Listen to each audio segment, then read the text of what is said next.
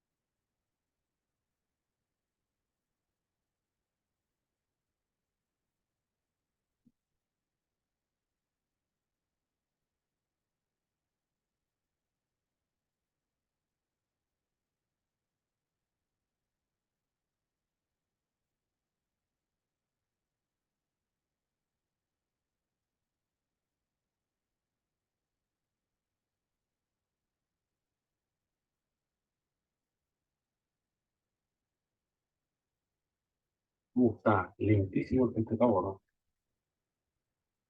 Muy bien. Esta es la última clase de formación espiritual, mis estimados hermanos. Ya la próxima semana iniciamos otra materia, que es la última del segundo semestre, que va a ser Epístolas Paulinas 2, Filipenses, Filimón, Efesios, Colosenses, Timoteo y el libro de Tito, o la epístola de Tito. ¿Cuáles son todas las disciplinas espirituales que hemos visto hasta ahora, mis hermanos? Por favor, enumérenlas. Desde la primera hasta la otra que estuvimos observando la clase pasada. Son varios, pues, profesor. Muy bien, a ver, ¿cuáles serían aquellas? La oración, el ayuno, la contemplación o meditación, por ejemplo. Estoy dando ejemplos solamente, ¿ya? Correcto. ¿Ya? Entre tantas, el retiro también. El retiro espiritual, perfecto. ¿Qué Y más? eso que ¿Qué no otro? noté, y eso que no noté. Más se hubiese notado. ¿Cuál era las otras, mis hermanos? El diario de vida también, que estuvimos viendo. Bien, la adoración también. Adoración, perfecto. La sumisión esa no la alcanzamos a ver, pero está en su libro también. Hay otras más también que lo mencionan en otros libros, como la caridad, otros la sencillez, y así. El- Hoy vamos a trabajar con la disciplina espiritual del servicio y concluimos con la mentoría. Con respecto al servicio, esta disciplina espiritual del servicio, el servicio a Dios no es un trabajo para los que estén ligeramente interesados, es un servicio costoso. Dios le pide a los creyentes la vida, requiere que el servicio a Él sea una prioridad y no sea un pasatiempo. El servicio a Dios es una responsabilidad a largo plazo, no es una responsabilidad a corto plazo.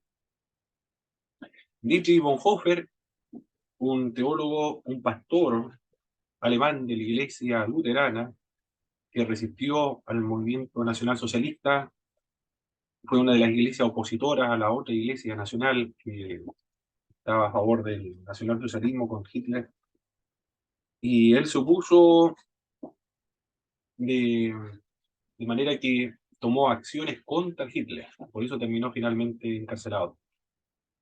Escribió uno de los libros, varios libros, uno de ellos es El costo del discipulado. En ese libro dice, cuando Cristo llama a alguien, le pide que venga y también que muera.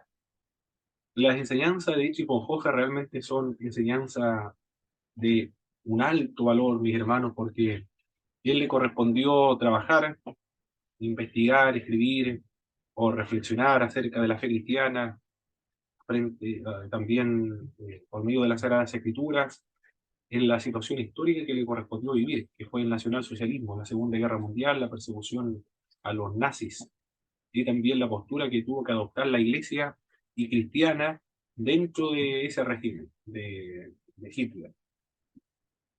También escribió otro libro que es muy importante también para los estudiantes de teología, El precio de la gracia.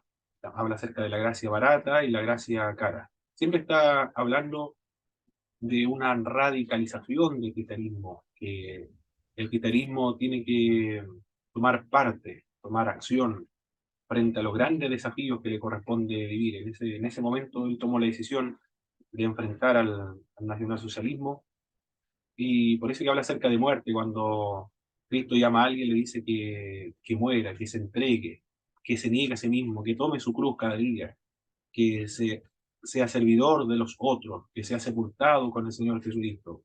Es una gracia muy cara, dice él, porque es muy costosa, porque le costó la vida a Jesucristo, y también le cuesta la vida a los creyentes. En otro de los libros de Dietrich Bonhoeffer son algunas cartas que él escribe cuando está en la prisión en Alemania. Habla acerca de la sumisión. Esos son los temas que reflexiona Dietrich Bonhoeffer, de la sumisión frente al gobierno de Hitler, el costo del discipulado, es muy costoso, dice él, y también el precio de la gracia, una gracia extraordinariamente muy cara, que le costó la vida a Jesucristo, le cuesta la vida también a todos los creyentes. El servicio puede ser público. Adelante, hermano Mauricio.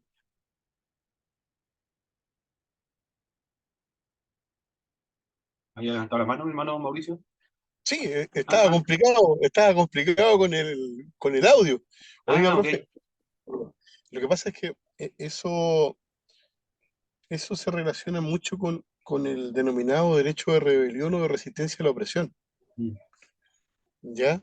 Y bueno, que es una construcción, digamos, teológica, ¿no es cierto? Que nosotros, ante una ley injusta o ante alguna orden de autoridad que sea contraria a la palabra del Señor, ¿no es cierto? Nosotros debemos preferir la palabra del Señor a una orden, una instrucción, o incluso aunque provenga de la autoridad legítima, mm, o entre comillas, correcto, nuestra preferencia siempre tiene que ser la palabra de Dios, o sea, como regla de fe, vida y conducta. correcto, correcto. Esa fue la decisión que toma él, Dietrich Bonhoeffer, en ese momento. Y es un verdadero cristiano, un verdadero pastor, un verdadero teólogo. En contraste con los que eran liberales, expresaron, bueno, los liberales son racionalistas y ven la religión desde una perspectiva evolucionista, además, racional, materialista y evolucionista, no sobrenatural. El servicio puede ser algo público, como también algo privado. Público, como predicar, por ejemplo, enseñar, pero a menudo es un trabajo muy aislado, como el trabajo de guardería. Puede ser tan visible como cantar como un solo cantante, pero generalmente pasará desapercibido, como quien opera el equipo de sonido para amplificar ese sonido. Los hermanos que trabajan en la amplificación o el sonido es un servicio cristiano, pero no es tan público como el que está coordinando, el que está predicando, el que está dirigiendo un servicio.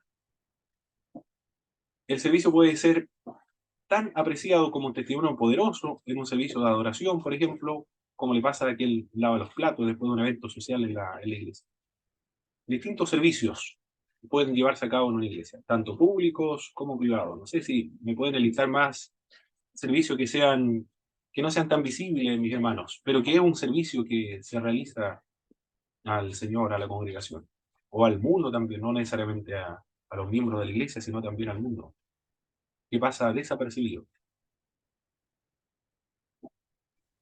La confección de ropa, por ejemplo, profesor, la confección la elaboración de los alimentos, ¿no es cierto? Que nuestras hermanas e incluso nuestros hermanos también, ¿verdad? Preparan con tanto cariño, tanto para la iglesia como hacia el exterior. Eh, ¿Qué otra cosa?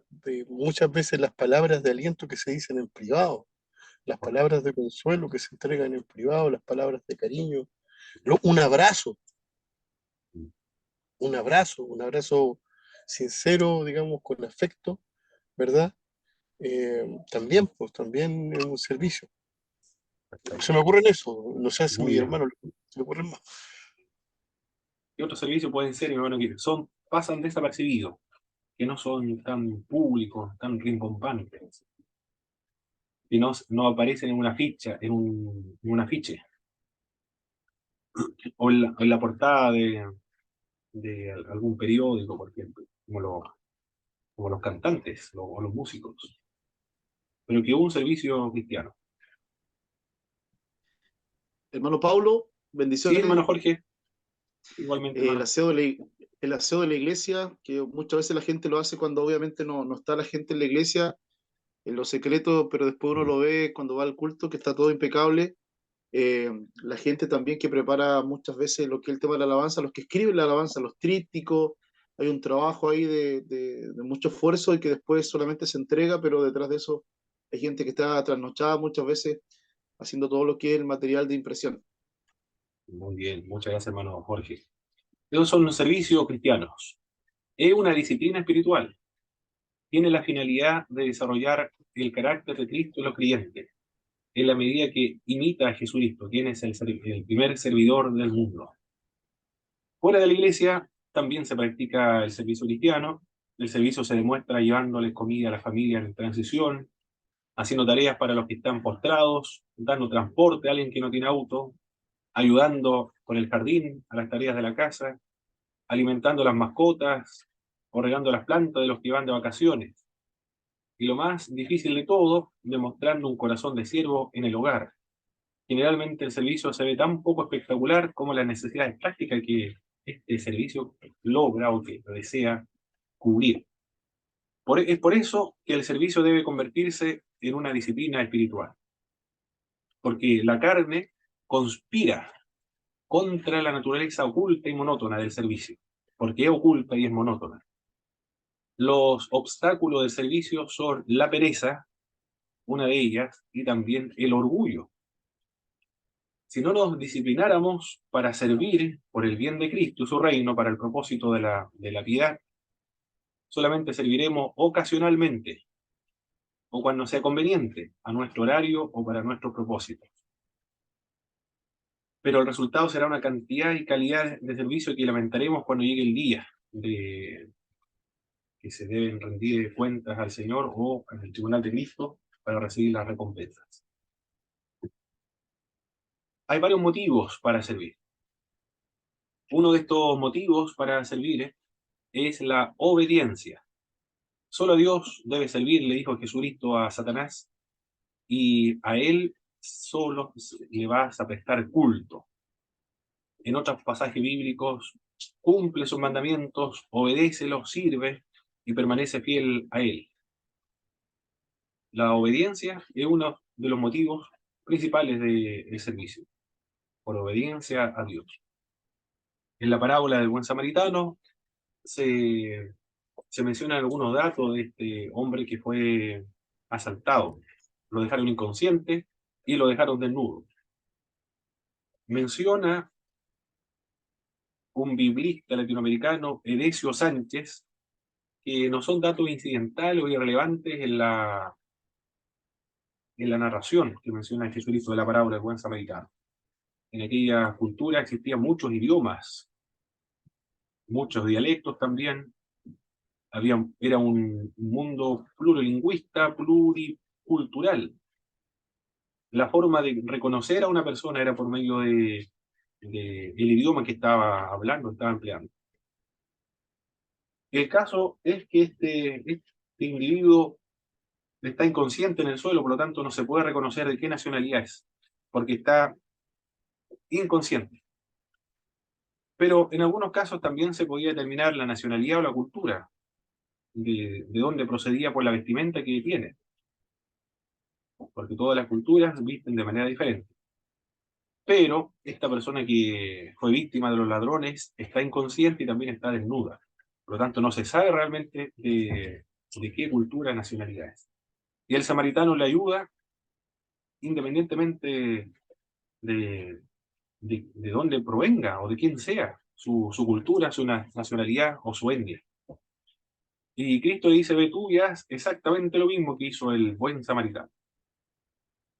Y una exhortación de Dios a todos los creyentes. Tan importante es el servicio o la obra, la acción social, que va a ser considerado como un criterio para el juicio final. Y también tiene la finalidad de glorificar a Dios. Pero es por eso, es por la obediencia. Es el principal motivo para el servicio, la obediencia. ¿Así, hermano Mauricio?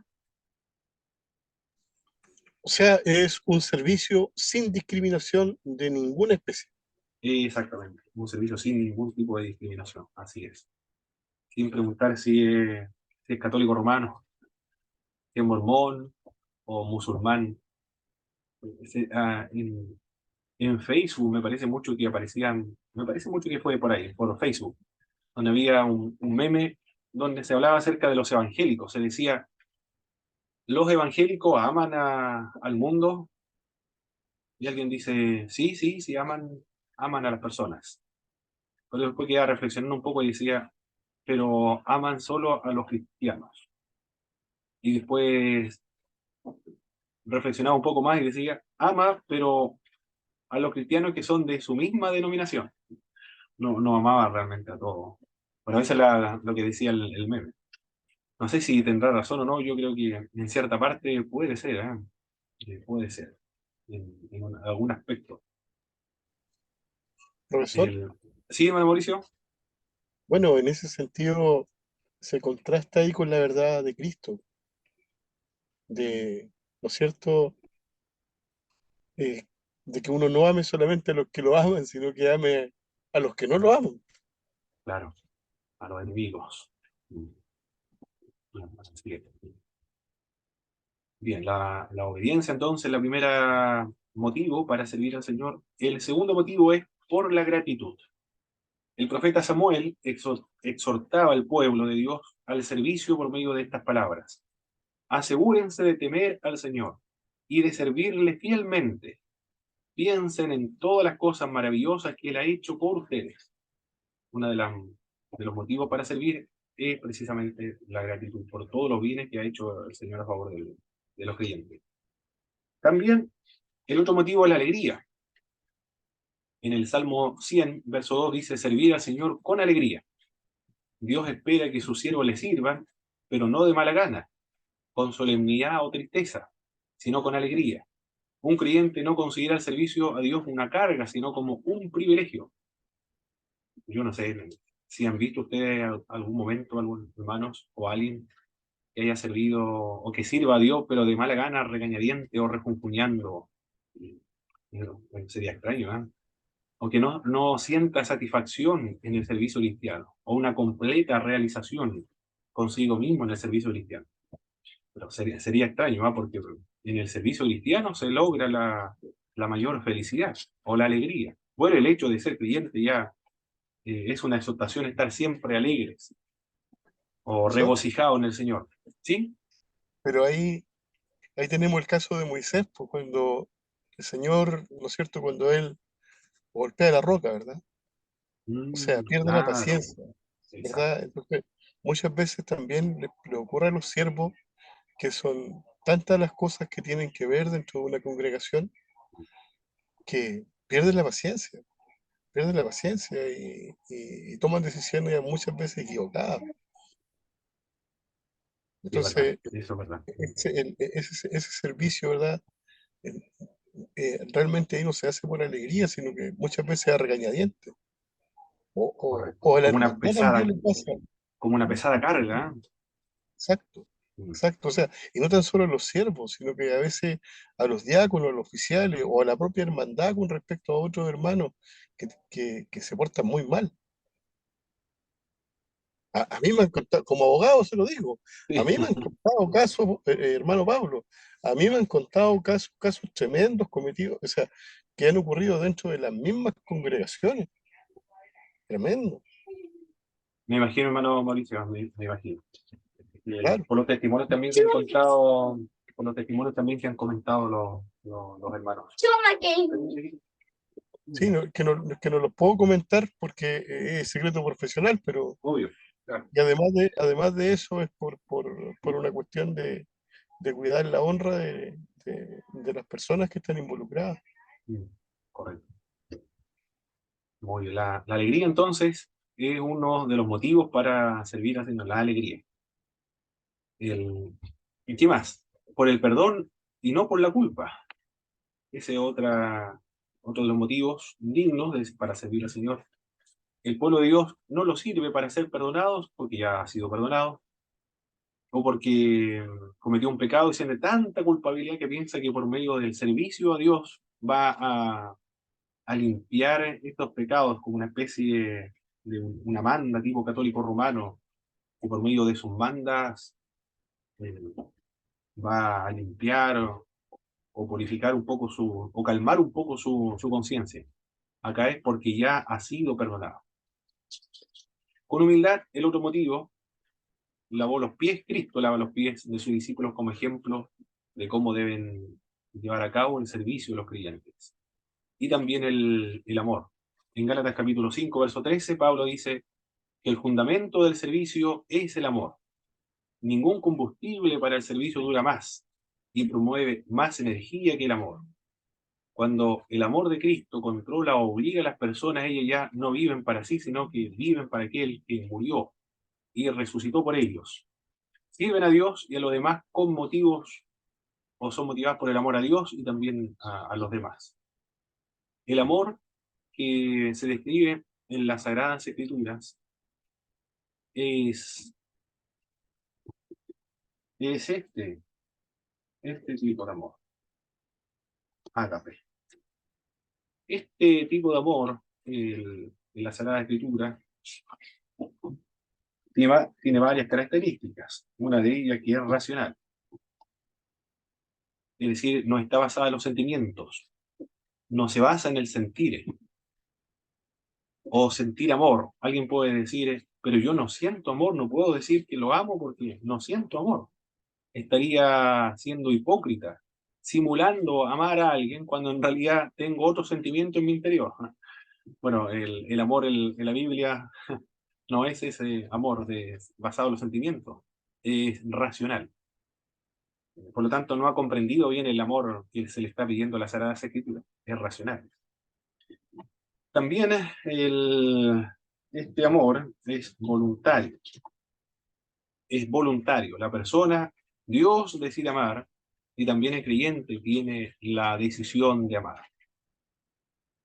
Es práctico también. Es algo práctico. Es algo práctico. Consiste en realizar acciones prácticas, concretas, para demostrar el amor a las personas. En actos concretos de amor o de bondad. Es realizar todas las acciones posibles para el mayor beneficio integral de la otra persona. Eso es, racional, voluntario, práctico. Tiene otra característica también, que es sacrificial. Esa es la otra característica del amor que estamos describiendo acá en las Sagradas Escrituras. Es sacrificial. El modelo de este amor que nos está tratando de indicar en las Sagradas Escrituras es Jesucristo. Alguien definió muy bien el amor en estos términos. Dejar de ser para que el otro sea. El que definió el amor en estos términos tan reducidos, tan simples, pero son la médula del amor que nos muestra la Sagrada Escritura. Yatensi Bonilla recuerdo el nombre de este profesor de la Iglesia de Dios, del Instituto Bíblico de la Iglesia de Dios, ecuatoriano. En un momento estuvo en Santiago en el taller de profesores de un instituto bíblico y él dio una cátedra acerca del amor y me quedó muy grabado. Y así él describía el amor, racional, voluntario, voluntario. Alguien fue el que realizó una tesis para una grabación en la Universidad de los Jesuitas en Ecuador. Y así él lo sintetizaba: racional, voluntario, práctico, sacrificial, y lo definía dejar de ser para que la otra persona sea. Y el modelo de este amor es Jesucristo. Cristo dejó de ser para que los otros fueran.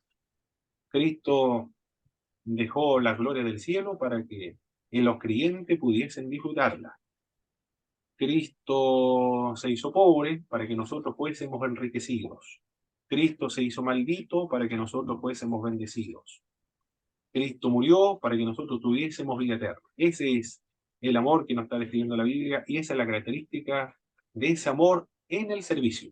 Es práctico entonces, es voluntario. Y también ese amor, otra característica más que se me estaba quedando acá en el tintero, es incondicional. Incondicional. No hay ninguna condición de la otra persona para que se exprese el amor. Es incondicional. Porque no había nada en nosotros para que Dios nos amara. Él nos amó porque es su naturaleza amar. Hermano Mauricio, adelante. Em, bueno, usando la racionalidad, profesor, estoy pensando eh, en, en que fuera irracional, fuera obligatorio, fuera teórico, ¿no es cierto? No fuera sacrificial, sino que esperara algo a cambio y fuera condicionado, Se- empleando puros antónimos con respecto a este amor de ágape. ¿Ya? Entonces, mm, si no se cumple cualquiera de estas características o de estos requisitos o elementos del amor de ágape, no estaríamos en presencia de amor, Exacto. derechamente. Correcto. Correcto. Eso es el amor de la Biblia. Cuando nosotros se nos dice amar a los enemigos, esto es lo que no se nos está pidiendo. No se nos pide que sintamos amor hacia los enemigos, se nos está pidiendo que nosotros realicemos algo para ayudar integralmente a los otros, dejando de ser para que las otras personas sean. ¿Qué más? Con respecto a este amor, conviene señalar, hay un grupo que este amor tiene que redefinirlo. El- este amor, este amor de Dios, el amor de Dios es universal. Todos están de acuerdo con eso, hermano, ¿verdad?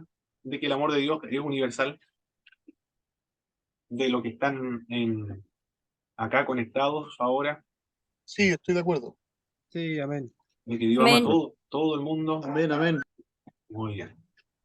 Ahí se cumple lo Juan que dice 3:16, claro. en Juan 3:16, Sí, porque de tal manera amó Dios al mundo. Ah, perfecto. Bueno, aquí le voy a mostrar, le voy a presentar a alguien que no está de acuerdo, ¿eh?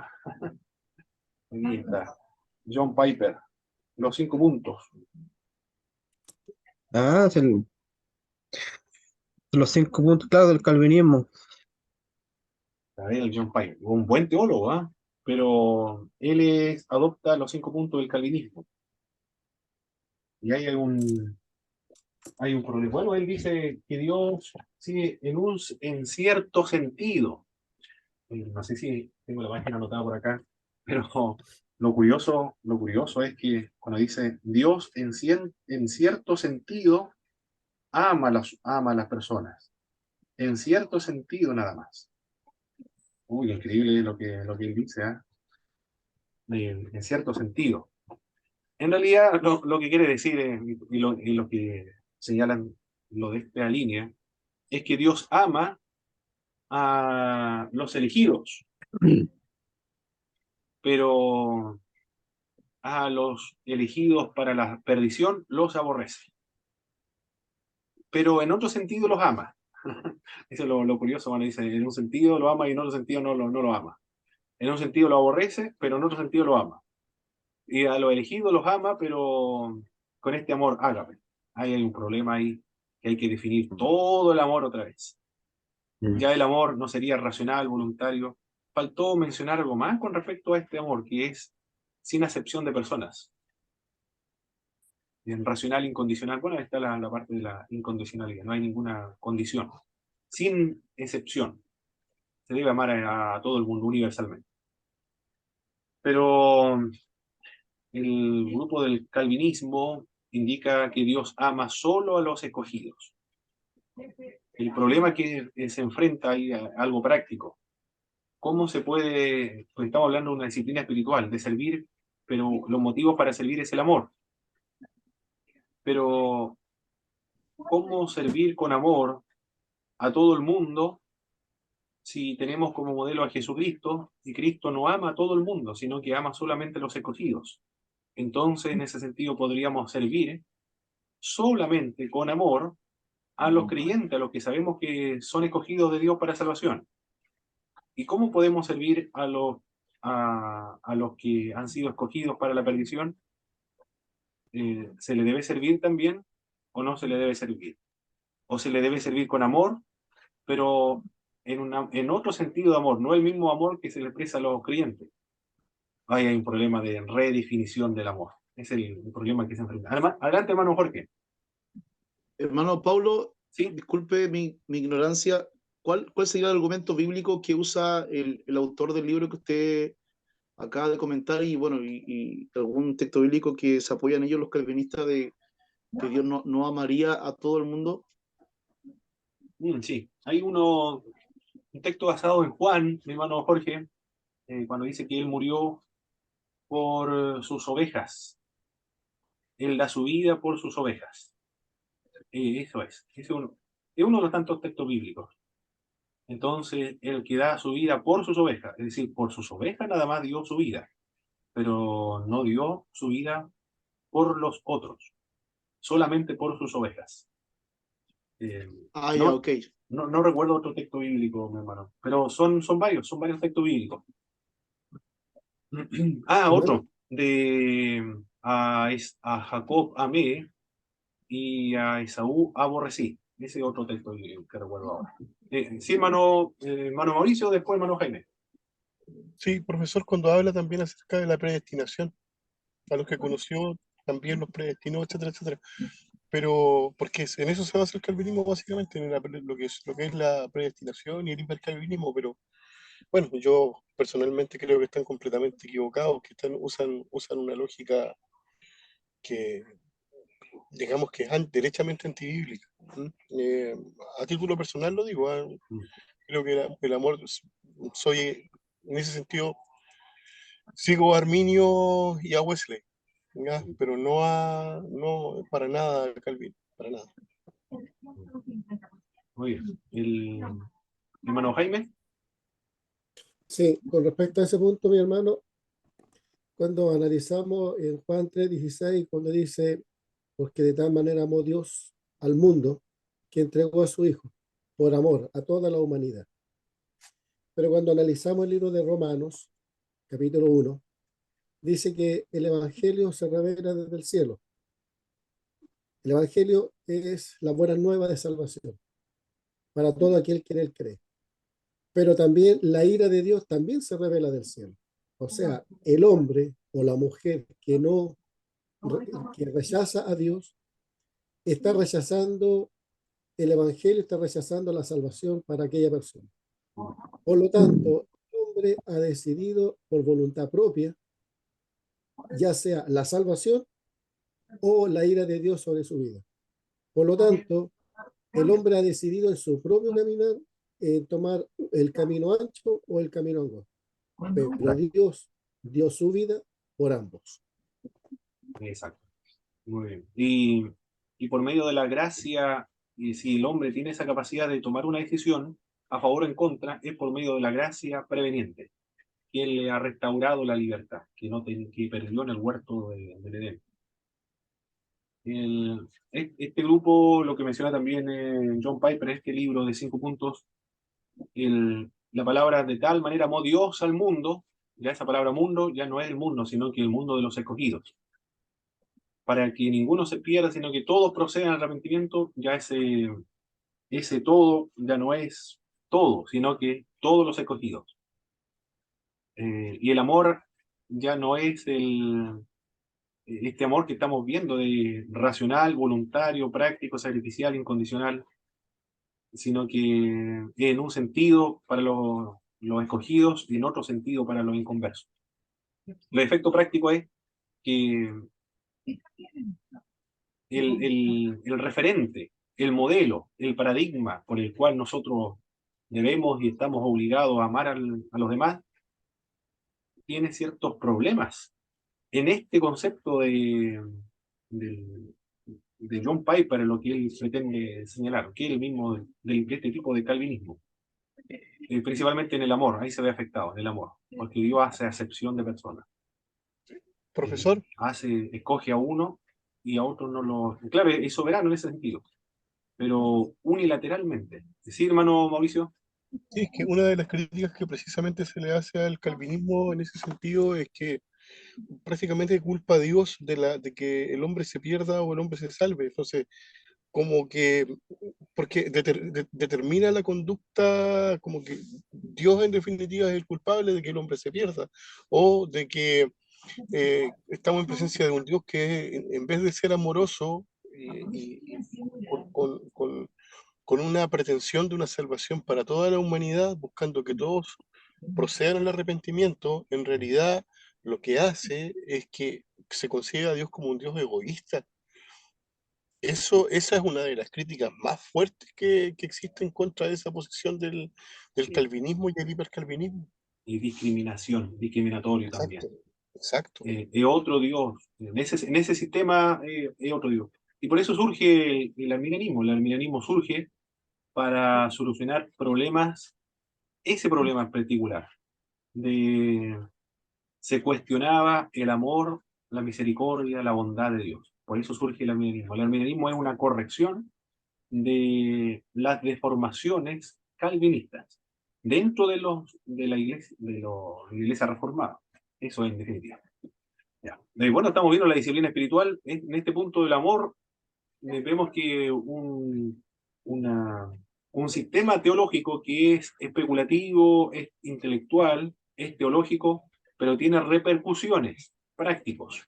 Y uno de ellos es en cuanto a lo que estamos viendo del servicio, del amor. Por eso me detuve un poco acá.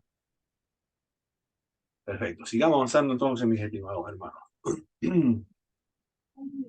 Profesor, ¿Sí, hermano Boris? sabe que tengo Está leyendo el comentario bíblico de William McDowell, no sé si lo conoce usted. Por supuesto que sí, pues, hermano. Un antiguo libro, clásico libro. Claro, él enseña que, por ejemplo, la doctrina de la elección, dice que Dios escoge a las personas para ser salvos, pero no escoge a las personas para ser condenadas. O sea, la elección es solamente para salvación, no para condenación. Claro, sí. Eh, sí, es muy gracioso eso del calvinismo, ¿ah? Eh, Cuando se hace uno, necesariamente se hace lo otro igual. Si se coge a un grupo, se deja de hacer lo otro igual. Esa es otra crítica que Bueno, el libro de William McDonald tiene... Él no es calvinista, sí, ¿eh? Él parece que está en la línea de arminiana. eh, él es me parece mucho que es un bautista. Pero en Ah, cuanto ya, a la salvación, si se pierde o no se pierde, él señala que no se pierde. Y ya. tiene que Ah, bueno, explicar, hay una página completa, de hecho, donde explica el pecado de la apostasía. ¿En qué consiste el pecado de apostasía? Tiene que explicar ese claro. pasaje de Hebreos, por ejemplo, en William McDonald, en la sección de Hebreos, capítulo 6, hay una página que está al lado donde dice que hay una nota explicativa de a qué se refiere realmente, negando que la salvación se pierda. Mm. Claro, este comentario que está leyendo es de Romanos 8, donde está el versículo ese que a los que justificó también redimió, no sé cómo dice exactamente, me olvidé, pero en Ah, Romanos bien. 8, Ya los que conoció de antemano, a esto también eso, predestinó. de antemano John predestinó a los que Piper, predestinó llamó. John Piper en ese libro, el preconocimiento a lo que antes conoció, también los predestinó.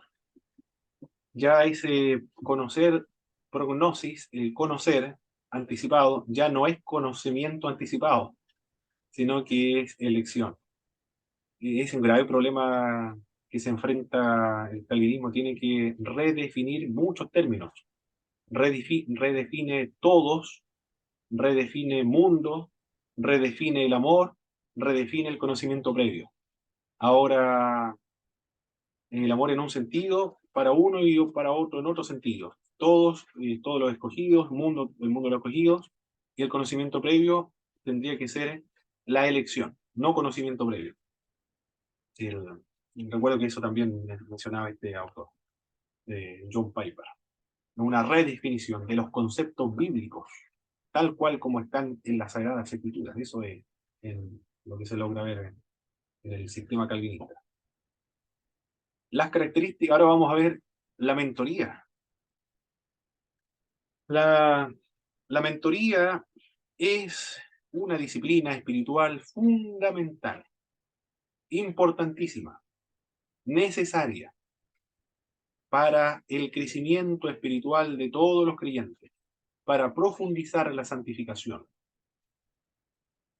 para eliminar los obstáculos en el crecimiento cristiano, para evitar o disminuir por lo menos los fracasos ministeriales, para que el creyente no quede solo, o el ministro del Evangelio no quede solo. Una de las razones por las cuales los ministros del Evangelio caen o tienen caídas muy escandalosas es precisamente por la falta de mentoría. En las asambleas de Dios, en la Alianza Cristiana Misionera, en las iglesias bautistas, en los seminarios, todos tienen una materia, un tema donde se habla acerca de la mentoría. Se trabaja en formación espiritual o también se puede trabajar en la consejería pastoral, por ejemplo. Pero está presente la mentoría, siempre hay un apartado donde se trabaja. Porque es muy importante para el crecimiento cristiano. El mentor tiene varios roles. Un mentor es un guía, puede ser un educador, un arquitecto, un entrenador, un pionero, alguien que ayuda durante el crecimiento, alguien que inspira a las otras personas, es un confidente, a quien se le puede abrir el corazón, se puede considerar como un amigo, un igual, un par, se puede considerar también como un padre, alguien digno de confianza, que sepa guardar las confidencias, que sea discreto, que no sea, que tenga paciencia, que no condene las debilidades o los fracasos, que no se escandalice con los fracasos, las debilidades de las personas que van a pedir su ayuda. Nosotros hemos tenido mentores, pero no han sido formados formalmente, no hemos tenido, pero existen, están presentes. Un mentor no necesariamente puede ser alguien que esté con nosotros a largo plazo, puede ser un consejo que se haya dado durante un momento crítico de nuestra vida, ya es un mentor. No es impuesto, sino que es voluntario, nosotros lo buscamos. Tiene que reunir ciertas características, ciertos requisitos que nos ayuden para el ministerio que desarrollamos y, y para nuestro crecimiento espiritual. Es a quien se le rinde cuentas y nos pide cuenta a nosotros acerca de nuestra vida espiritual, cómo va nuestra vida espiritual, cómo están nuestras oraciones, nuestra meditación en la palabra de Dios, nuestras doctrinas, que nosotros, que no nos vayamos eh, apartando de la ortodoxia y nos vayamos a la herejía, por ejemplo.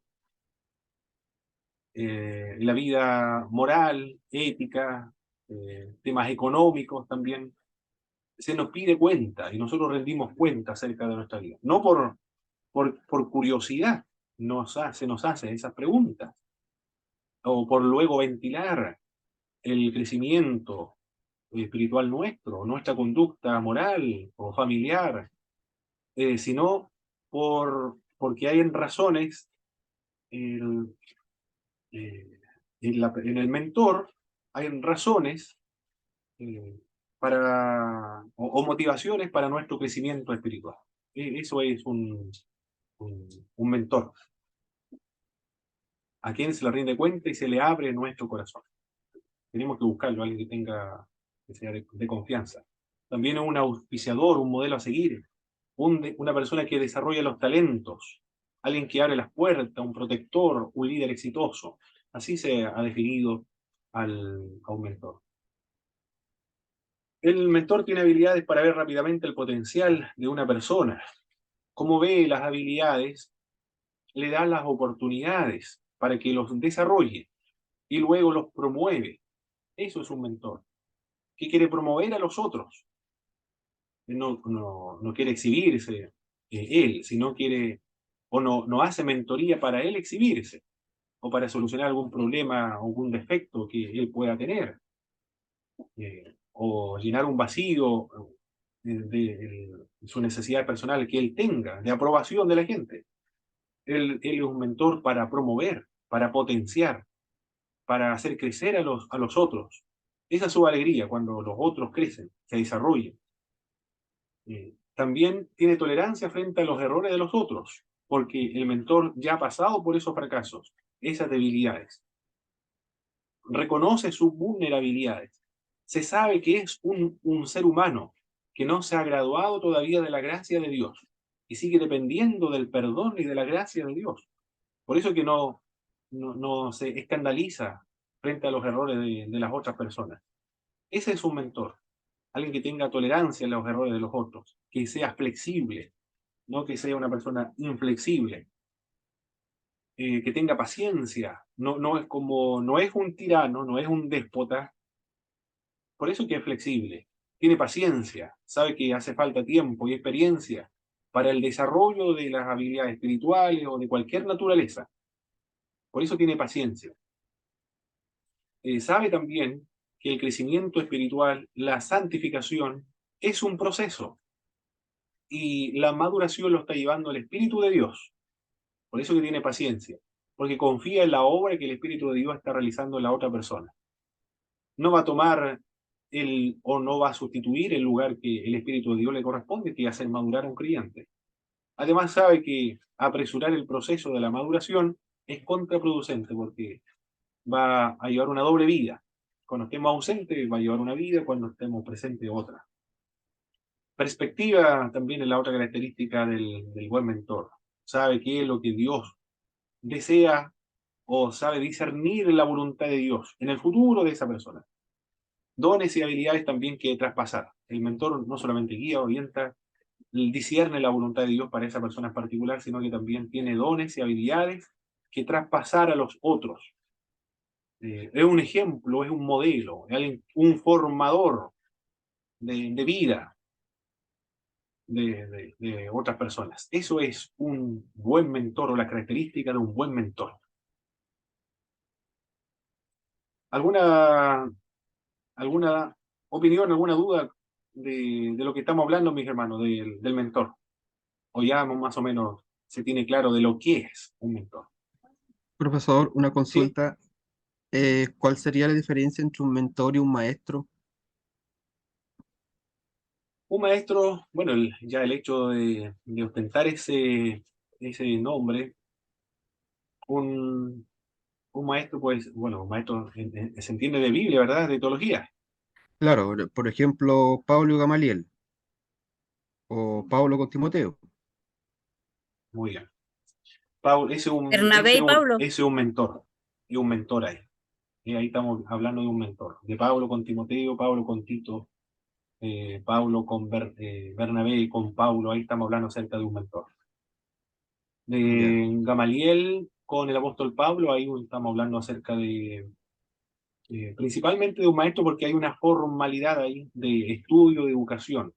Tiene que cumplir ciertos requisitos, pero al mismo tiempo es un mentor. Por supuesto que es un mentor en esa área de la educación, de la teología, de la religión, de las prácticas espirituales, es un mentor. Pero no está limitado, el mentor no está limitado solamente en esa área, sino que en otras áreas. Es mucho más amplio. No está limitado a la escuela o al seminario.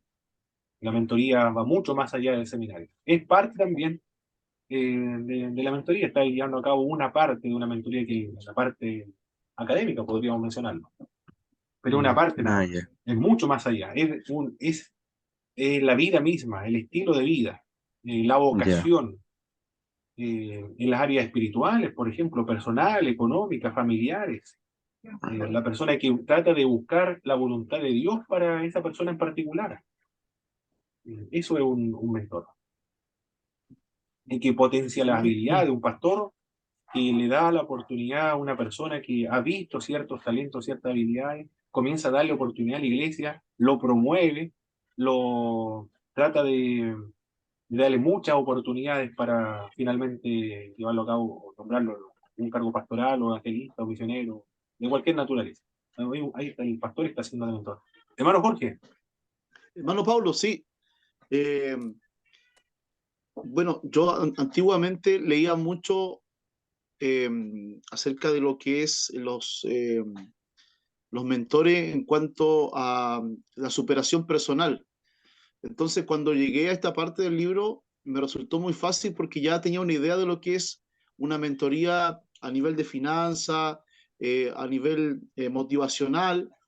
Obviamente que esto es tremendo porque esto hablamos de una mentoría espiritual, pero ya más o menos tenía como una idea. Entonces, quizás también ahí la diferencia entre un maestro que uno ve un maestro que te enseña algo determinado en un tiempo determinado, pero en cambio el mentor tiene todo un seguimiento acerca de tu vida y te conoce de una manera más profunda, o sea, te orienta en las cosas espirituales, pero también en las cosas familiares, en lo que es tu ministerio, te corrige errores, o sea, una persona a la cual uno de alguna manera le abre el corazón y siempre te está como marcando las pautas de lo que estás haciendo bien y lo que estás haciendo mal. Entonces, es mucho más profundo lo que es la mentoría con un maestro. Correcto, así es. Así es. Sí. Muy buena respuesta, hermano Jorge. ¿Sí, hermano Sí, Jaime? sí, este tema de la mentoría y de cómo se analiza en la práctica, de alguna otra manera la Armada lo usa en el desarrollo al principio. Le explico, cuando en la institución se practica con los que vienen de primero a segundo año. El segundo año, de alguna otra manera, instruye en la mentoría al primer año, durante un año. Y ahí se ven las capacidades y se instruye para que el joven que viene de más niño, eh, instruirlo de alguna manera en la parte disciplinaria, militar, lo profesional, en lo moral, etcétera, para que el hombre pueda tener la capacidad de elegir alguna especialidad para que se desarrolle profesionalmente durante toda su carrera. Lo recibimos nosotros al principio y esto es una cadena, porque cuando uno ya pasa a segundo año, tiene que instruir a primer año. Y primer año pasa a segundo y tiene que instruir a los que vienen de atrás. Y esto es una cadena y ha funcionado muy bien durante muchísimos años dentro de la institución. Y es una cadena que se ha ido perfeccionando con el tiempo. Correcto. Muy bien, mi hermano Jaime. Muchas gracias. Muchas gracias por sus opiniones, mis hermanos. Y la definición ahora de la mentoría espiritual, como lo menciona Gary Teja, es una relación triple entre el mentor, el aprendiz y el Espíritu Santo. No son dos personas entonces, sino que son tres. La mentoría espiritual es una de las estrategias que más contribuye al desarrollo religioso de un adulto. Así de importante es la mentoría, porque que más contribuye al desarrollo espiritual de un adulto. La mentoría espiritual requiere una relación entre dos personas. Hay una relación entonces de largo plazo. No necesariamente de largo plazo, pero una cierta relación, porque lo vamos a ver en un ejemplo luego de Jetro con Moisés. Y experiencia que ha recibido y experimentado de parte de Dios. La relación con un mentor espiritual es una de las mejores formas de progresar en el continuo quehacer de la formación espiritual. También es una relación de discipulado experimentado seguidor de Jesucristo, y uno nuevo, un nuevo creyente, que está recién formado. Igualmente se puede describir la mentoría como una relación entre pares, entre dos creyentes, que están al mismo nivel, que se ayudan mutuamente en su formación espiritual. Independientemente de las diferentes formas que tome, la mentoría espiritual tiene por meta la continua formación espiritual de un individuo o también de un grupo, por medio de las búsquedas de que estas personas crezcan en la fe y se enraícen o se consagren, se fortalezcan en la persona del Señor Jesucristo. Los modelos bíblicos de la mentoría son varios. Eliseo tuvo la mentoría de Elías. De hecho, él fue el primogénito de la obra llevada a cabo por Elías. Era una obra de educar, de enseñar la fe de Jehová para contrarrestar las enseñanzas idolátricas de Baal. Pablo de Tarso recibió la mentoría de Bernabé en su primer viaje misionero, en sus primeras etapas de vida cristiana del apóstol Pablo, y después Pablo va a superarlo, va a crecer, y Bernabé no le va a importar ser el protagonista porque él es un mentor. Lo que le interesa a Bernabé es promover, y promueve finalmente al apóstol Pablo. Y después Pablo es el protagonista de las misiones, y promueve también a Marcos, y Marcos le va a ser útil después al apóstol Pablo. Es un gran mentor de flexibilidad, de paciencia, de confianza en la obra del Espíritu de Dios, de lo que puede hacer la otra persona, de no recordar los errores del pasado. Ese es el gran mentor que encontramos en el libro Los Hechos, la figura de Bernabé. Se hace un homenaje, Lucas hace un homenaje de Bernabé en el libro Los Hechos. Pablo fue mentor de Timoteo. Jetro de Moisés. Jetro ve que Moisés está sobrecargado. Y no vio solamente a Moisés sobrecargado, sino que veía también a las personas que le solucionaban sus problemas a medias, parece. Porque dice, te vas a cansar tú y también vas a cansar a estas personas. Parece que no estaba solucionando los problemas o no le daba tiempo suficiente para expresar el problema o solucionarlo. Y le dice, distribuye las tareas. Y Moisés ejecuta el consejo sabio de Jetro. Moisés con Josué también fue el líder natural, aprendió observando a Moisés. Priscila, Aquila, es una mentoría más bien doctrinal, porque se le precisa más acerca de la fe en la persona de Jesucristo a Apolos. Se menciona en primer lugar a Priscila, porque probablemente ella era la protagonista, la líder en el área de la educación.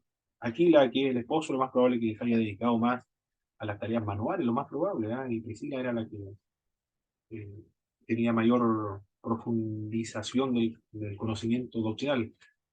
Puede ser, estoy especulando acá por el hecho de que se menciona en primer lugar, porque el orden de Lucas es primero al protagonista y luego el segundo, como ocurre con Pablo y Bernabé. Primero menciona a Bernabé y después menciona al apóstol Pablo, pero luego menciona al apóstol Pablo y en segundo lugar a Bernabé, porque ahora el protagonista de estas misiones ha sido el apóstol Pablo. Acá también ocurre en el libro de los Hechos, se menciona en primer lugar a Priscila. Bien, ¿qué más tenemos que ver en mentoría? Alcanzamos a ver lo otro de la mentoría, la otra presentación. De inmediato nos vamos a trabajar con la otra. Tenemos media hora y concluimos formación espiritual y después envío el examen. Y tienen tiempo, como siempre, mis hermanos, de enviarlo hasta la próxima semana. Perdón, hasta mañana. Aquí estoy.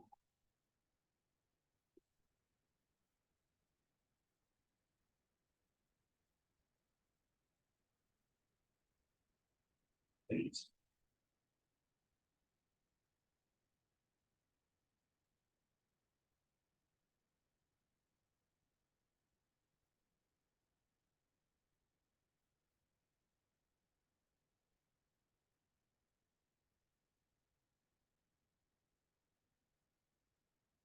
Ya, tenemos media hora para trabajar esta parte y después viene el examen.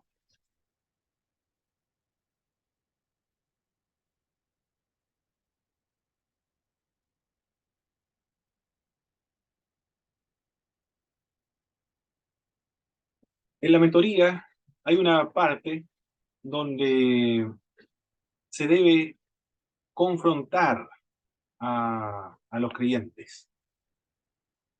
No para humillar, sino para, recuerde, hay una disciplina espiritual, y la disciplina espiritual tiene la finalidad de reproducir la imagen de Cristo en el creyente, profundizar la fe y la santificación, a fin de que el aprendiz crezca espiritualmente. La mentoría espiritual requiere tanto de la confrontación como de la rendición de cuentas. Esta parte es muy importante, rendir cuentas. Los siguientes pasajes bíblicos hablan de la confrontación. En 1 de Tesalonicenses, capítulo 5, verso 14, el apóstol Pablo dice: amonesten a los holgazanes, estimulen a los desanimados, ayuden a los débiles, sean pacientes para con todos los miembros de una iglesia. En Timoteo, también, en el capítulo 4, dice: predica, persiste, corrige, reprende y anima. Esa es la labor de un predicador, ¿eh? Como estamos viendo acá, un pastor de una iglesia. En Colosenses amonesta, advertir a través de recordar a las personas. Repréndelos con severidad a fin de que sean sanos en la fe, le dice el apóstol Pablo a Tito.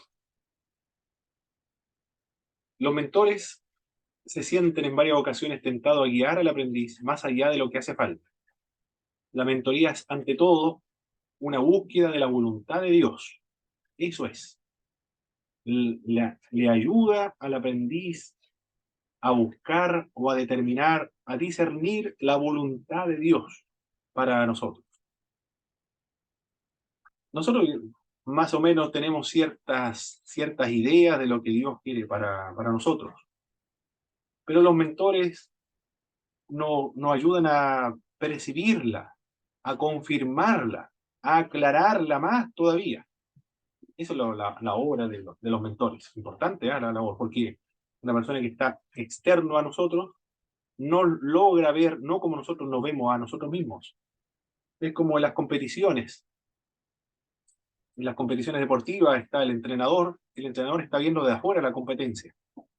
Y el que está en la competencia ve una perspectiva nada más. Pero el entrenador, él lo ve desde otra perspectiva, entonces está dando las órdenes, está dando las sugerencias.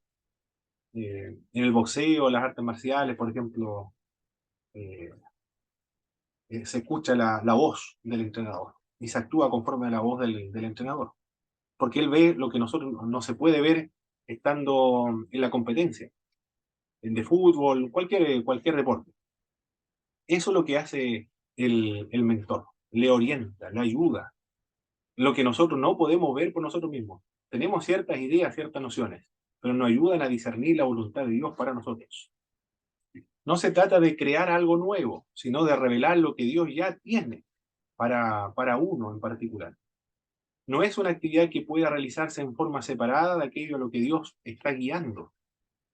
La meta de todo mentor debe ser el crecimiento emocional. Mire la tarea del mentor. El crecimiento emocional, el crecimiento social, el crecimiento espiritual del que recibe la mentoría. Emocional, social y espiritual. En los primeros siglos del cristianismo, siglo segundo, siglo tercero, en realidad los catecúmenos eran mentores de los primeros convertidos al cristianismo, porque lo hacían crecer en todas estas áreas, emocional, social y espiritual. Sea que estemos iniciando nuestro peregrinaje espiritual, discipulado, o más adelante como líderes emergentes, mentoría propiamente tal, o incluso más tarde como ministros pastores, que tiene que ver con el entrenamiento, necesitamos recibir y entregar mentoría. Es decir, todos nosotros necesitamos recibir en cualquier nivel en que nos encontremos, recibir y dar mentoría. Nuestra vida en Cristo no está aislada de los demás. Somos parte de una comunidad, del cuerpo de Cristo, de la iglesia en su totalidad. Es a través de este cuerpo que podemos crecer en la fe, de ser desafiados, ser confrontados y a quien nosotros le podemos rendir cuenta. De eso se trata la mentoría, la confrontación espiritual. La dirección espiritual también, otra parte muy importante de la mentoría, el director espiritual. Hay algunos libros de la dirección espiritual. Los católicos romanos le llaman, yo tengo un libro acá, me lo compré en la Biblia San Pablo. Me gustó el nombre, mis hermanos, el nombre, acompañamiento espiritual. ¿Qué le parece el nombre? Le cambiaron el nombre, antes era director espiritual, ahora un compañero espiritual nada más. Tiene que ver con el tema que nosotros estamos trabajando, con la mentoría. En este libro, en la librería San Pablo, lo pueden encontrar, es muy bueno, ¿no? O da el consejo que le dije anteriormente, que no se debe apresurar la maduración de los creyentes, porque eso es obra, tarea del Espíritu de Dios, y porque es contraproducente también. La dirección espiritual puede considerarse un nivel más avanzado de la mentoría espiritual. Generalmente va más allá de lo que un mentor habitualmente hace y se refiere principalmente a sintonizar la dirección del espíritu. Y tarea más difícil esa, ayudar a sintonizar la dirección del espíritu, ayudando al aprendiz a descubrir la voluntad de Dios en forma más profunda. ¿Qué le parece la definición de la dirección espiritual? Ayudar a una persona a discernir la voluntad de Dios para uno. Solamente eso, a sintonizar con el Espíritu. Esto solamente lo pueden desarrollar creyentes, una persona incrédula no puede hacer esto. A sintonizar la voluntad del Espíritu de Dios para nosotros. El propósito global de la dirección espiritual es ir más allá de la superficie de la vida de la persona, traspasando aquella fachada de gestos, actitudes, con lo que se presenta al mundo. Las personas que buscan dirección espiritual no son neófitas en el camino de la vida espiritual. Desean profundizar mucho más en la disciplina espiritual. Quiere mejorar la calidad de la oración, mejorar la calidad de los ayunos, mejorar la calidad de la lectura de la palabra y la meditación. Quiere mejorar la meditación en Dios. Quiere mejorar su adoración a Dios, los retiros, los silencios. Quiere mejorar su vida, la calidad de su vida cristiana. Por eso que la persona que busca la dirección espiritual es alguien que quiera, no es un neófito, sino quiere profundizarla más todavía. En ese sentido, el término director espiritual es desacertado. Por eso se utilizan otros nombres. Acompañamiento espiritual, compañía sagrada, amigo espiritual, amigo del alma o guía espiritual. Nosotros en la fe cristiana evangélica tenemos también directores espirituales. Los predicadores son nuestros directores espirituales. Ellos nos dicen a nosotros, si no puede dormir la noche, entonces es porque el Señor lo está llamando a orar. Pero tienen que lavarse la cara primero, tienen que peinarse, arreglarse, porque no se pueden presentar así nada más delante de la presencia del Señor. Y para que no se queden dormidos también. O cerrar los ojos, o levantar las manos en el momento de la adoración. ¿Por qué se le dice cierre los ojos cuando está cantando el Señor? Cierre los ojos, ¿por qué le dicen cierre los ojos? Para mayor concentración, para eso. Levante las manos como gesto físico de abrir el alma a Dios y hacia el cielo, obviamente, hacia el cielo. Como un gesto, es decir, el cuerpo está participando en la adoración. No el intelecto, no el corazón solamente, sino integralmente. Todo el cuerpo está sirviendo, alabando a Dios, por eso eleva las manos. Cuando está cantando también, medite o reflexione en lo que está cantando. Otros dicen, y utilice también su imaginación, pero santificada y orientada por medio de las Sagradas Escrituras. Me dice, está Dios, transpórtese al mundo de la adoración o ese mundo espiritual donde están los ángeles. Incorpórese usted a la adoración de los ángeles. ¿Por qué dicen eso nuestros hermanos?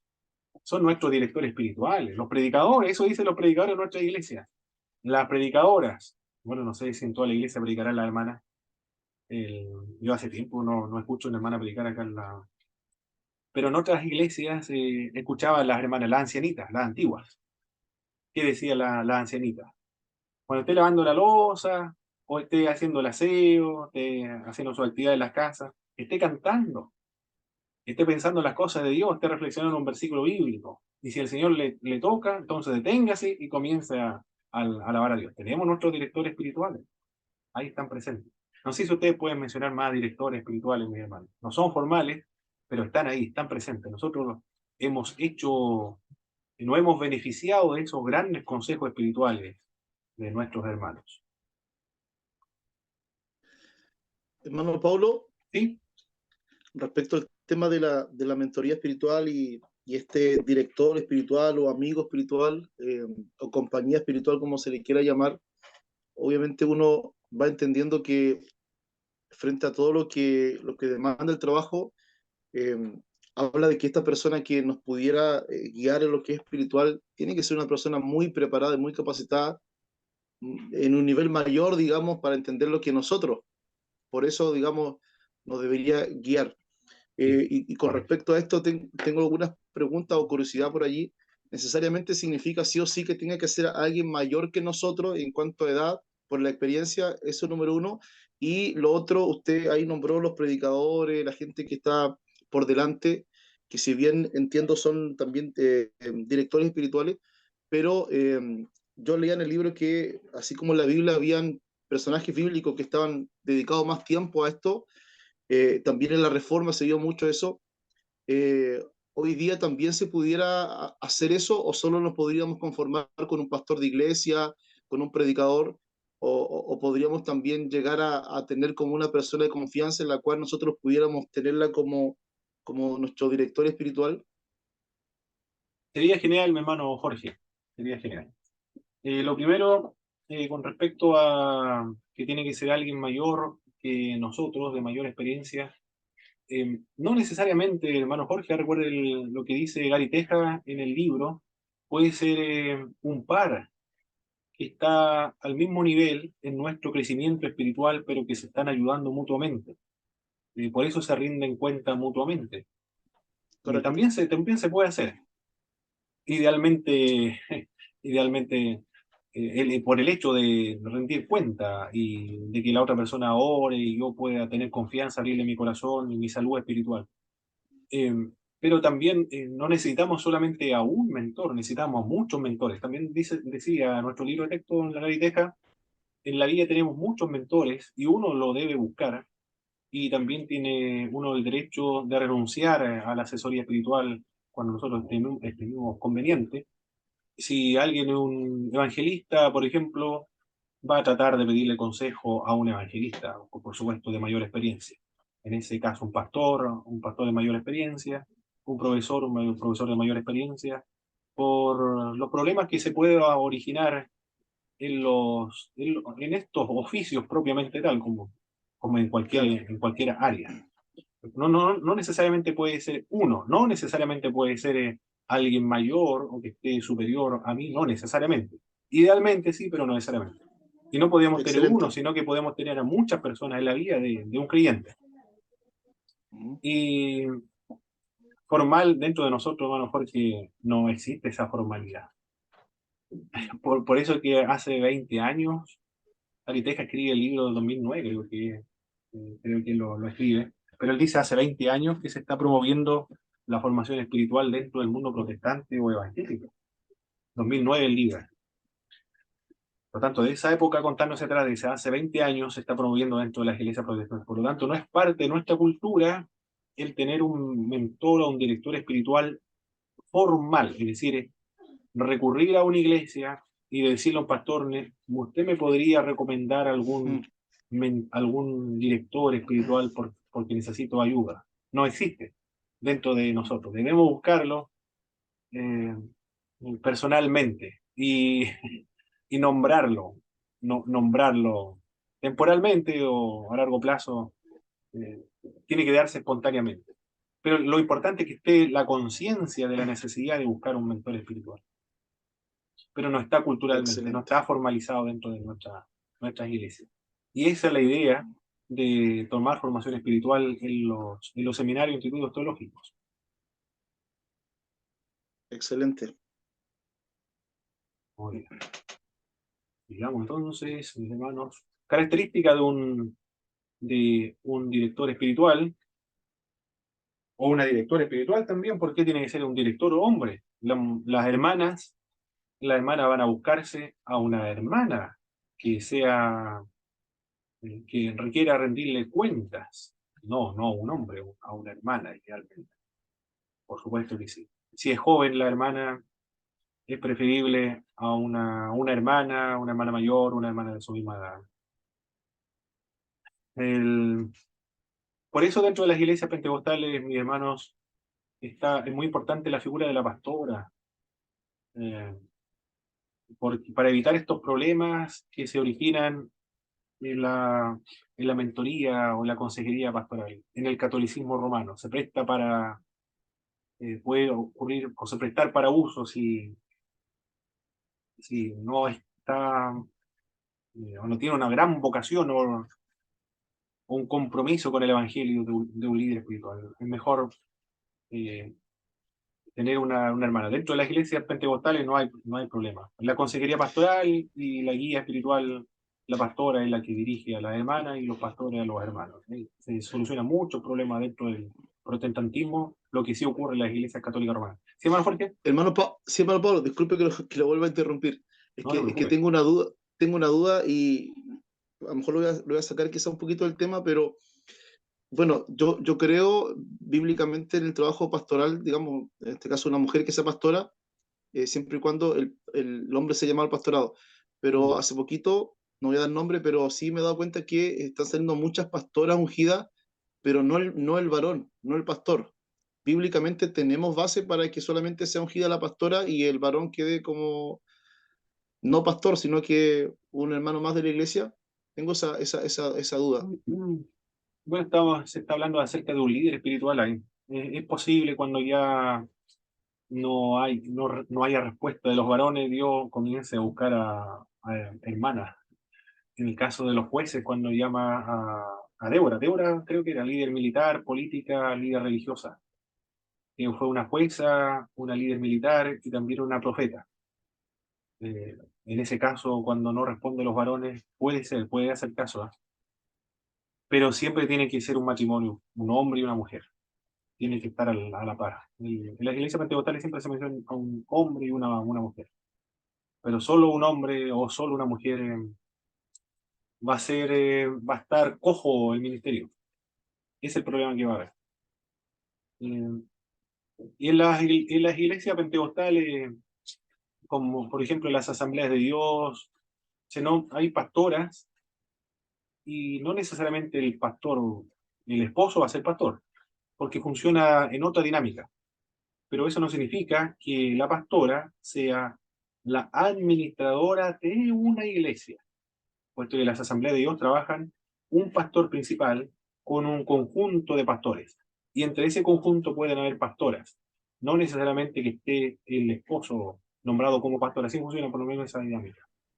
En el caso de una pastora y el esposo que no pastoree, ahí estaría cojo el ministerio, ¿no? Habría problemas prácticos. Pero bíblicamente Débora sería el único, no hay más casos. No, es difícil encontrar más casos también porque en esa cultura no se contaban a las mujeres para los testigos, los tribunales de justicia, incluso no se contaban en los censos. Pero a pesar de eso, igual Dios traspasa o trastoca las culturas que han establecido los propios hombres, por eso aparece ahí Débora, y en otros casos aparece también Priscila en el Nuevo Testamento, pero a pesar de eso. Hermano Boris, Sí, voy a hacerle una consulta yo, profesor. Cuando se unge un pastor, por ejemplo, el matrimonio, ya se unge el hermano, se unge pastor, y la esposa de ese hermano que ahora ya es pastor, ¿no es pastora solo porque porque el esposo sea el pastor, o también tiene que ungirse también a la esposa del pastor si quiere ser pastora? yo lo he visto cómo funciona en la iglesia, en la metodista pentecostal. No sé cómo funciona mi hermano ahí, pero yo sé que No, me parece pero a los dos se ungen ya. a ambos. No, pero hablemos bíblicamente, no el tema de cómo lo hace esta denominación. Ah, ok, Decirlo ok. bíblicamente, sí. Bueno, la Biblia, si se consideran los patrones culturales, ahí no se va a mencionar una pareja pastoral, a menos que se considere como Priscila y Aquila como pastores. Pero para nosotros ellos serían unos tipos misioneros o profesores, no sé si a cargo de una iglesia. Pero los líderes eclesiásticos son los diáconos, bueno, están al servicio, ¿cómo le podríamos poner? Ministerios, dones ministeriales, están los diáconos. Hay también diaconisas, pero los dirigentes son los episcopos, presbíteros y los poimen. Todos esos son varones. Ya. El, Pero, por el- ejemplo, mi pregunta era, por ejemplo, si un pastor, ya un matrimonio, el pastor ungido, el hermano ungido pastor, ¿no es cierto? ¿Mm? La esposa de ese pastor, eh, si quiere ser, o sea, si quiere ser pastora, ¿tiene que ungirse también como el pastor? ¿O solo por el hecho de ser la esposa del pastor se convierte automáticamente en pastor? la Biblia, según la Biblia, dice usted. Claro, o, bueno, estrictamente, claro. Bueno, la Biblia no menciona esos casos, hermano Boria, no Ah, ya, menciona ya. esos casos, no hay modelo de esos casos en particular. Siempre se ungían a los varones, a los pastores. Claro, Hoy me sí, porque Pero presbítero. dice, se lo perdón que lo pregunto. interrumpa, pero Adelante, hermana Ruth, dice que sí. al casarse son uno De, solo, de los principios bíblicos se pueden estar, sí, es verdad. De los principios claro, son uno bíblicos solo. Entonces la son unción es uno. para ambos, porque funcionan como uno. Ahora, bueno, he visto sí que en unas iglesias, no la mía, eh, ungen al varón y la hermana, su esposa, viene siendo hermana nomás. Ah, ok, ok, No ya, le ok, dicen pastora, correcto. no le dicen diaconisa o la esposa del pastor, pero va así, va a depender de eso. Pero bíblicamente se supone que son uno, Y es verdad, sí.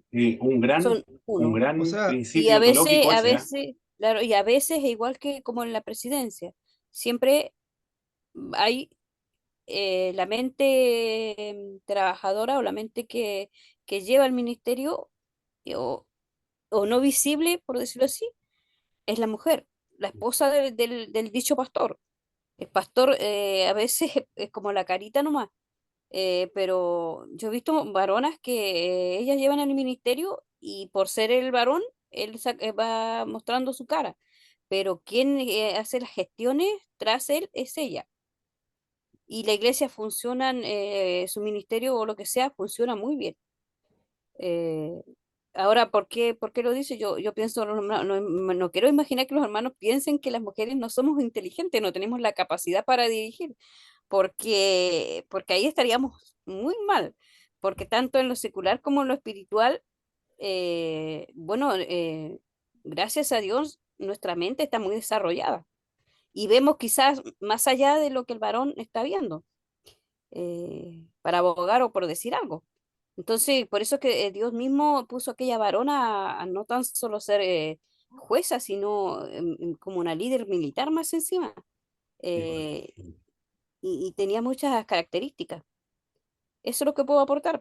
Muy bien, hermana Ruth. Muchas Podría gracias decir por... mucho más, pero me voy a callar. Bendiciones, hermano. Dios Gracias, les hermana bendiga. Ruth. Amén. Hermano Mauricio, adelante, hace rato, hermano Mauricio levantando la mano. Yo creo que se le acalambró la mano tanto rato la tiene levantada. No, me acordé cuando el hermano Boris le hizo la pregunta, profesor. ¿Sí? Me acordé del episodio cuando le preguntaron al Señor si era lícito dar tributo al César o no. lo noté complicado. Sí, Se lo digo, lo noté complicado. Tengo que decir. Pero bueno, bueno, hay bastantes visiones en este sentido. Y exacto. interpretaciones, ¿no es cierto?, existen para todo, Mm, así como fallos existen para todos en muchos sentidos, mm, juzgando una misma situación para dar respuesta a este punto, claro.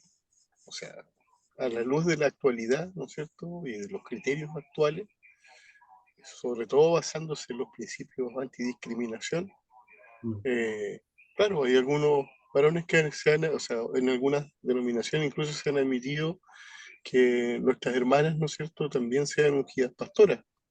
Mm, Actualmente conozco casos de obispas, ojo, obispas, también. ¿ya? Sí, sí, el hermano Boris levanta sus cejitas, pero claro, claro. eh, Es la pero primera vez que he escuchado eso de obispas, por eso levanté las cejitas. en A ver. serio, hermano Boris, en Mm. serio, y se produjo en una, de hecho, para ungir a la hermana como obispa, consiguieron una iglesia para poder hacer la unción o el ungimiento. Mm, Y hay otros casos, pero, o sea, a ver, yo tengo un pensamiento, personalmente lo digo, un pensamiento clásico en ese sentido, porque la palabra es clara, o sea, la palabra dice que el varón, ¿no es cierto?, da como requisito para poder ser ungido anciano o obispo, ser varón, ser marido de una sola mujer. mm. Lo dice claramente la palabra, lo dice así.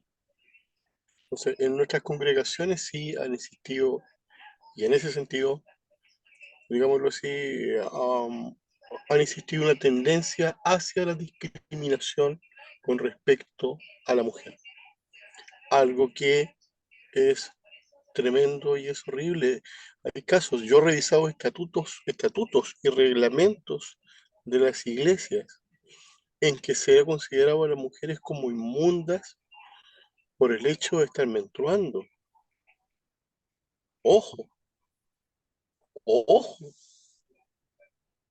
Entonces el hermano Jaime, es cierto, se toma su- sus ojos así, pero es así, es así. Dentro de los estatutos de la misión Iglesia del Señor, por ejemplo, o los estatutos de la misión de la misión evangélica pentecostal, Ok. por ejemplo. Ya. Y hay otras visiones más liberales, que son diferentes, son más aglutinantes, que interpretan la palabra de acuerdo a lo que decía nuestra hermana Ruth. Dice que los dos son una sola carne y por ende, pero ojo ahí, ojo, porque ahí lo dice para efectos matrimoniales, no para efectos ministeriales. Wow. Debemos ser cuidadosos en la interpretación bíblica también. Solamente eso en mi observación. Muy bien, hermano Mauricio, muchas gracias. Buena la pregunta, el tema, mis hermanos. De las conversaciones y de las deliberaciones acá, he podido extraer tres fundamentos teológicos, tres fundamentos teológicos donde se puede escarbar o profundizar más. Hay más literatura, más Herma- fundamento teológico, por supuesto, pero en la Hermano conversación acá pude Pablo, sacar tres. Sí, hermano Jorge. sí, solamente para cerrar el punto de vista mío, para que no se malinterprete, yo creo en el ministerio pastoral, ¿ya? Pero en otro contexto, en el caso de, por ejemplo, que yo fui ungido como evangelista y mi esposa también fue ungida, lo cual yo agradezco porque yo no podría realizar el ministerio sin ella, pero no significa que ella sea evangelista. No sé si se entiende. Yo soy el que Correcto. tengo que salir a predicar, digamos, salir a las campañas, pero ella se queda en casa. Pero obviamente que la labor en sí, el trabajo, lo hacemos juntos. Yo no podría salir, no podría predicar si, por ejemplo, ella no cuida de la casa, nos cuida de los hijos, y de todo el apoyo espiritual, la oración que ella hace en la casa. Entonces, yo apuntaba a eso, de que de alguna manera tiene que ver el llamado a ser un pastor, a ser una pastora, un evangelista, tiene que ver con más que nada con un llamado, no tanto con un género si es masculino o femenino. Ese era esa era mi pregunta y creo que el hermano Boris también apuntaba como a eso, no tanto como a discriminar a la mujer, sino que no se dé por hecho que alguien tenga que ser tal si realmente no tiene el llamado o la vocación a eso. Obviamente que para el tema pastoral yo creo que el requisito tendría que ser sí o sí que los dos tengan ese corazón de pastor, porque, como usted lo decía, va a estar cojo si el pastor ministra a los varones, lo ideal sería que la hermana o la pastora ministre a las mujeres. Entonces yo creo que Mm, en ese caso es un caso excepcional, el caso pastoral, el cual yo honro mucho el ministerio pastoral, lo encuentro muy elevado y encuentro que es uno de los ministerios más potentes que demandan mucho trabajo. Entonces, mm. era que solamente quería aclarar eso, hermano Pablo. Gracias. Perfecto, hermano Jorge, muy bien. Muy bien, mis hermanos, ya estamos en la hora. En la hora, hemos finalizado uno, lo pasamos un poco. El, Estaremos listos entonces con formación espiritual. ¿Algunas ideas, mis hermanos, de qué manera le ha ayudado esta materia de formación espiritual a su vida ministerial y espiritual también? Para que los hermanos eh, puedan entusiasmar usted a los demás hermanos que tomen este curso o esta materia, si eventualmente lo damos en el verano, por ejemplo.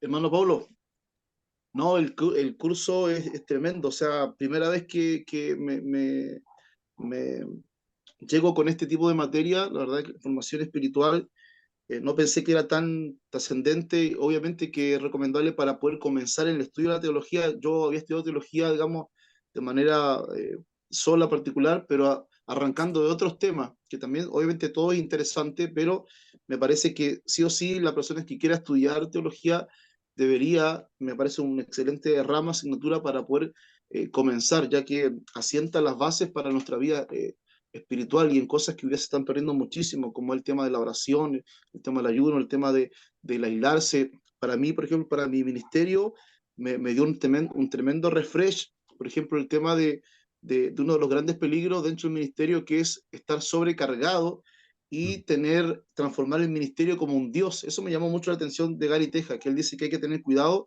que no llevemos nuestro ministerio a un nivel de Dios, es decir, que estemos demasiado enfocados en nuestro ministerio y descuidemos nuestra relación con Dios. Y ahí muchas veces nosotros nos equivocamos en ese sentido, o sea, rotundamente. El tema de la mentoría espiritual también, de alguna manera, siempre lo venía pensando, dando vuelta, pero pensaba que no había mentoría espiritual, lo veía como algo más mundano, más secular, pero me parece muy interesante y saber que sí se puede tener esta mentoría espiritual y que no estoy cayendo en lo mundano, en lo secular, sino que simplemente tenemos evidencia suficiente en la Biblia de hombres de Dios que tuvieron mentoría espiritual. Así que, no, habría muchísimo que hablar, pero me gustó, me encantó, sobre todo el libro maravilloso y no, 100% recomendable este curso. Perfecto, hermano Jorge. Muchas gracias. ¿Quién más, mis hermanos? Profesor, ¿era una invitación a hablar o era una inquisición de parte suya? Pues si era una invitación si era una No, invitación a hablar, yo le puedo decir, por ejemplo, de que yo, a pesar, digamos, de toda la educación y todas las cosas, no tenía idea de, de esta asignatura. mm, No la conocía, el curso de formación espiritual. De hecho, lo encuentro novedoso porque en la malla de muchos de los otros institutos bíblicos, de corte pentecostal, esta asignatura no existe. No existe, y se lo digo en serio, ¿eh? En serio, estoy hablando muy, muy en serio. Pero sí, eh, um, pero sí, y estoy muy de acuerdo con el hermano que habló antes con anterioridad, que es el hermano Vázquez, que constituye un enorme aporte para nosotros como cristianos, para conocer las bases, ¿no es cierto?, sobre las cuales descansa la formación espiritual y cómo ir creciendo espiritualmente también y ayudar a otros a crecer espiritualmente. excelente. Muy bien, hermano. Uno más, mis hermanos, y despedimos con una oración. alguien más, ¿de qué manera le ayudó esta materia a su vida espiritual y a su ministerio? En este punto, mi hermano, si bien es cierto lo que han dicho mi hermano, es verdad, esto nos insta a nosotros como hijos de Dios, como cristianos, eh, probablemente tal en la formación personal, en la intimidad con Dios, pero también no debemos olvidarnos que nosotros somos una cadena o un eslabón para el crecimiento del reino de Dios. Lo que nosotros estamos aprendiendo hoy es para llevarlo a la práctica en nuestras congregaciones, en nuestros amigos, en nuestras familias, para que esta materia también sea de ayuda para ellos.